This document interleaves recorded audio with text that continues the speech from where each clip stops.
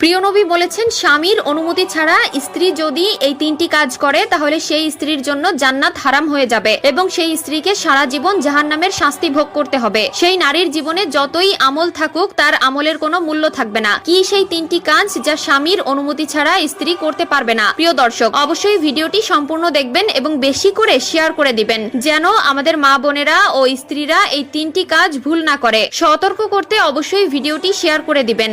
আপনারা যারা বিয়ে করেছেন তারা অবশ্যই আলহামদুলিল্লাহ কমেন্ট করবেন এবং যারা আগামীতে বিয়ে করার সিদ্ধান্ত নিয়েছেন তারা অবশ্যই ইনশাআল্লাহ কমেন্ট করবেন। আল্লাহ আমাদের সবাইকে কবুল করুক, আমিন। তো চলুন বেশি কথা না বলে শুরু করি আজকের ভিডিও। 1 নম্বরে, স্বামীর অনুমতি ছাড়া কোনো স্ত্রী নফল নামাজ অথবা নফল রোজা আদায় করতে পারবে না। প্রিয় দর্শক, নফল নামাজ হলো এমন একটি ইবাদত যা আমাদের ফরজ নামাজের ঘাটতি পূরণ করবে, কিন্তু বিবাহিত নারীর ক্ষেত্রে নফল নামাজ আদায় করতে হলে অবশ্যই স্বামীর অনুমতি লাগবে। এমনকি নফল